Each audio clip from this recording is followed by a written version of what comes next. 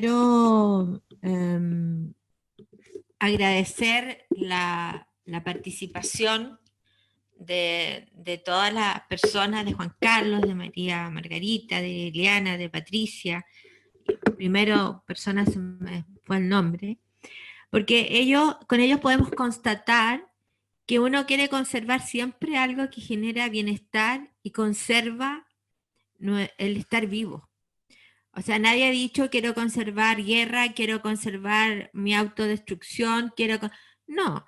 Por lo tanto, es simple.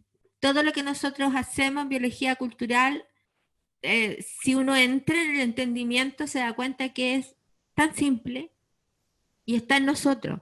Por eso, el entender desde la mirada, como yo digo, sistémica, entendiendo lo sistémico como recursivo, no lineal, porque ni solo sistémico, sino que entendiéndolo como un frente de ondas recursivo, no es una teoría. Lo sistémico es constitutivo de lo vivo. Nace un ser vivo y si tiene las condiciones de su nicho se va a acoplar al mundo natural que va a vivir de manera espontánea. La diferencia con nosotros los seres humanos es que nos acoplamos a un mundo adulto que vive una cultura, que tiene un cierto modo de lenguajear, que tiene un cierto modo de mirar. Entonces lo que nosotros hacemos en biología cultural es como lo que hace el pez cuando nada en el agua, no tiene conciencia de agua, es que invitar a las personas a mirar la cultura como el agua es al pez, que no tiene conciencia de agua, sino que nada nomás. Nosotros vivimos en esta cultura como dado, es así. Y nos podemos dar cuenta en las respuestas de todas las personas que lo que quieren conservar tienen que ver con la conservación primero de su vivir, autopoiesis molecular, y la conservación de su dinámica relacional con otros y el entorno, en el dejar aparecer, que es el amar, y dejando fuera los egos. Alguien habló del apego y uno distingue apego cuando distingue que una persona está en una situación en que algo le causa placer y a la vez le causa daño. Entonces estoy en este movimiento. O sea, sí, pero si lo suelto, me causa que dejo de ir al placer. Pero yo sé que me causa daño, pero ¿cómo lo hago? Entonces lo que hacen las leyes sistémicas, que son 30 y tantas, lo que hace esta ley sistémica en particular es hacer consciente lo que he venido conservando en mi historia de vida sin darme cuenta. O sea, no haciéndolo, lo hago consciente y lo puedo transformar. Puedo transformar aquellos criterios de validez que he venido conservando en mi modo de vivir de manera inconsciente, y cuando yo me hago esta pregunta los traigo y los hago conscientes. Y lo interesante de la conciencia y la inconsciencia, lo consciente es darme cuenta. Y cuando me doy cuenta, el paso que tengo a la mano ahí es algo se tiene que transformar.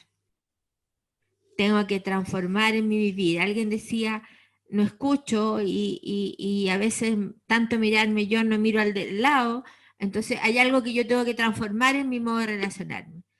Entonces lo interesante es que esta reflexión hace y te muestra a uno como en un espejo. Y cuando uno se mira al espejo hay cosas que le gustan y hay cosas que no, pero como el sistema nervioso es plástico, estamos siempre en continua transformación. Eso. Voy a también hacer una reflexión. Yo pensaba que si yo hacía una síntesis de lo que escuché, lo que se quiere conservar es un sentido de comunidad. Alguien lo dijo explícitamente, pero todo va por ahí. ¿Eh? Conservar esto de ser parte con otros de algo que es deseable porque genera bienestar, sentido de comunidad.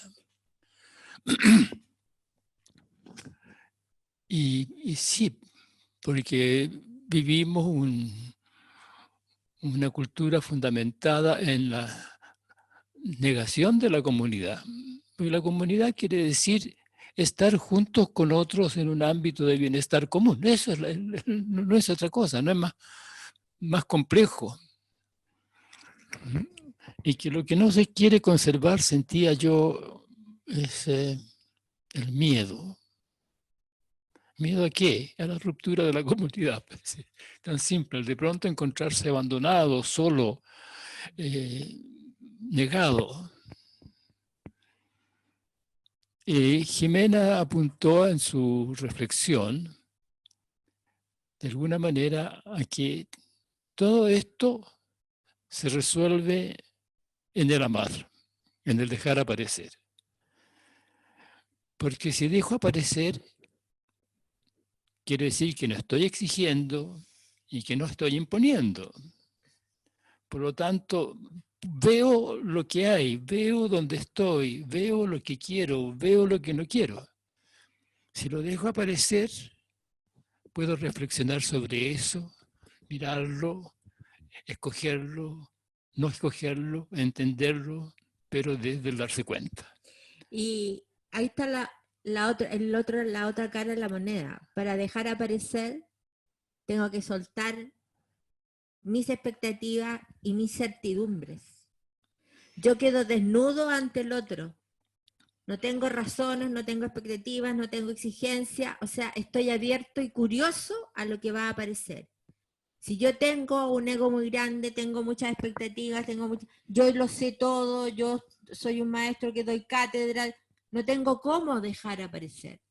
Para dejar aparecer es un acto de humildad, desde el respeto de uno mismo, en que uno está siempre por la vida curioso, porque siempre uno tiene algo que aprender y que el otro te puede mostrar. El acto de soltar la certidumbre es un acto de arrojo y de cojones muy, muy central para dejar aparecer. O sea, el amar es un acto valeroso. El amar y dejar aparecer es un acto Claro, valeroso. porque el amar es el dejar aparecer, así que... ¿ah? Claro, porque si no me dejo aparecer yo mismo, ¿cómo dejo aparecer al otro? Claro. Ahora, si yo quiero entender algo, tengo que dejarlo aparecer para poder mirarlo. Si quiero hacer ciencia, ¿qué es la ciencia? Es un dejar aparecer para entender y poder explicar algo que no veo si no lo dejo aparecer, y para eso tengo que soltar las teorías, los principios, para irme dando cuenta dónde está ahí y reflexionar y escoger. Y por eso yo no hago terapia. Hago conversaciones liberadoras con consecuencias terapéuticas, porque si somos estrictos en el pensar sistémico, uno nunca ayuda a otro. Nosotros no tenemos idea de lo que están escuchando de lo que decimos, porque solo estamos gatillando un proceso determinado en cada persona desde su historia y desde su escuchar. Yo nunca ayudo a otro. Y ese te lleva al otro acto de humildad para no caer en la vanidad de que uno puede hacer que el otro cambie o uno puede hacer que el otro haga lo que uno quiere que haga. O sea, la vanidad es en realidad la mayor histeria, porque me creo dueño de lo que no sé, me creo poseedor de algo que no tengo. ¿Ah? Y no solo eso, sino que me siento grandioso porque me siento poseedor de todo, pero no lo he dejado aparecer nunca, porque si lo dejara aparecer, me encontraría con algo que no sé y que tengo que mirar para conocer. Y ahí está el miedo. El miedo lo aprendemos de niño, porque no nos deja la cultura que vivimos ser espontáneo desde nuestra experiencia. Bueno, nosotros podemos seguir mucho rato, así que demos paso a lo otro que sigue. Muchas gracias, querida Mary. Muchas gracias. Well, it's hard to know where to start. Maybe I'll just start by some of what we talked about in our small group. And I think the one common thing that emerged in our small group, and I'm sure this is not coincidental to Humberto and Jimena, the conservation of the ability to just be present.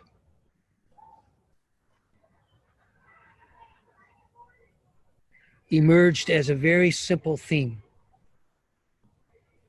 And the idea that everything is contingent in a way on how we show up. So if we show up with expectations, then our expectations may not be met. If we show up with demands, we enter into a relationship based on imposing our ideas on another. But if we start off showing up with just presence, we use the term neutral, just being there, then awareness can develop. And if we don't show up with presence, habit develops. So that was a very interesting reflection that came from our conversation. Thank you very much. Entonces lo que Peter nos estaba diciendo es que es difícil hacer un comentario en este momento, dado la profundidad del tema, pero que a él le gustaría empezar por la conversación que tuvieron en el grupo donde él estaba. Y en ese grupo hubo un comentario que él notó que tenía mucho que ver con la conservación de la habilidad de estar presente. En este caso es como un concepto simple, algo que todos podemos entender, y la idea tiene que ver con cómo nos presentamos, cómo aparecemos, cómo nos mostramos cuando entramos en este querer de estar presente. Si entramos con expectativas, con juicios, o simplemente si empezamos con presencia, si entramos con presencia, con un término que él nombraba que apareció como neutro, neutral. Desde este lugar, lo que aparece es la conciencia plena. Y si no, lo que puede aparecer y lo que generalmente aparece son los hábitos, los patrones de conducta que todos conocemos. Bueno, yo para comenzar voy a primero a saludar a Peter. How are you, Peter?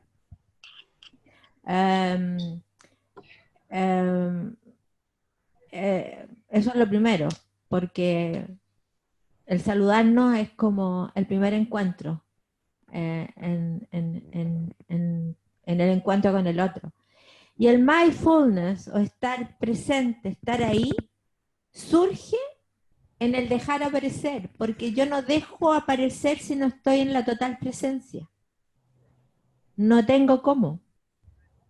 Cuando el niño le gira la cara al papá y le dice, papá, lo que el niño está diciendo es, papá, aquí estoy, quiero que estés presente conmigo. Mírame. Entonces, para no enredarnos mucho, hay muchas palabras que hoy día, el mindfulness, estar presente, estar ahí, estar entero. Uno siempre está entero donde está. Lo que pasa es que el espacio emocional, el espacio psíquico, el espacio del hámster que uno lleva adentro, hace que esa presencia no sea una presencia que deje aparecer. Si yo estoy entero, yo digo en el centro de mí mismo,